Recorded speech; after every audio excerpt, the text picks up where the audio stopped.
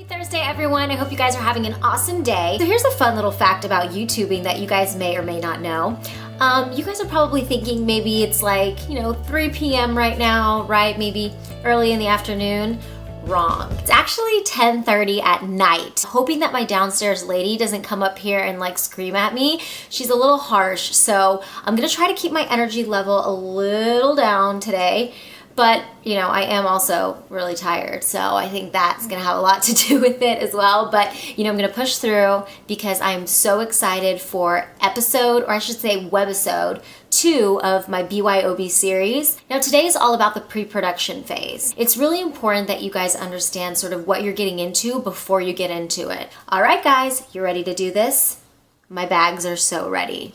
In my James Bond t-shirt. Let's do this.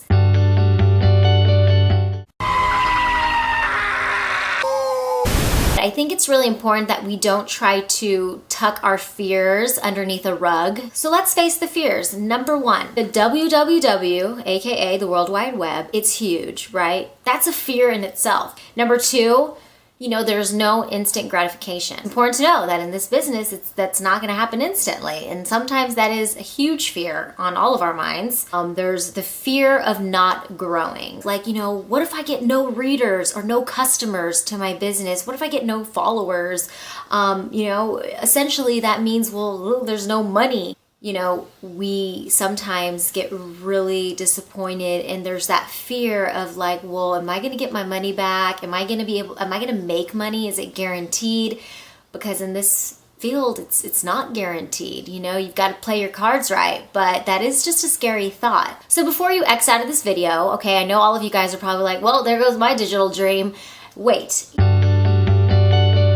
One of the most important things is when you're starting out is to sort of ask yourself like, well, what is my brand? What is the purpose of what I'm trying to create? It took a while for me to discover that and to answer that question. It's so simple, yet I made it so complicated for the longest time. I had an online blog at the time called spazmag.com, and I was like, what in the world am I doing with Spaz Magazine? Why did I start this in college for fun? And now I'm like struggling and trying to grow with it. And I decided to rebrand and call my blog simply Sazan. Just my name. It's a blogger's worst nightmare when you have to change the name of your site, because then that can throw your audience off, it can throw your URL off, and it's a disaster. But I knew in the long run that it was a strategic move and I needed to do it, and it made it really easy for me to transition. What do you want out of a blog? Do you want to be blogging for the rest of your life until you're wrinkly? Like, no, you know what I mean? You obviously want to use your blog as a platform. People, they jump into this blogging and digital world, YouTube world, whatever, and they don't really have a clear idea. And maybe their goal is, well, I just want to have 1 million followers, or I just want to get a bunch of free stuff. That's why I want to have a blog. Or maybe it's, I just want to be famous. I want to be a celebrity. I want to be on TV. If it's for any of those reasons, that's just sort of for the glamour or the fame, then I can just tell you off the bat, like it's not going to give you that longevity. It's a strategic game. That's really what it is being able to strategize, okay?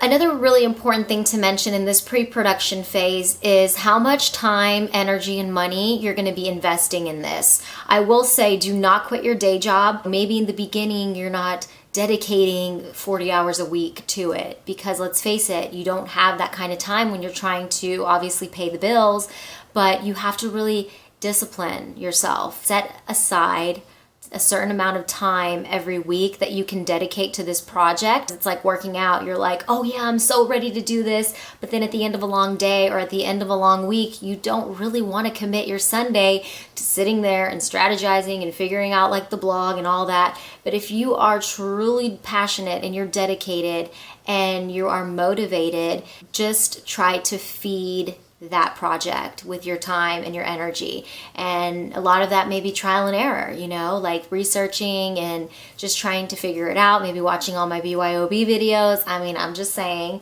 but either way, you need to kind of keep yourself like in it.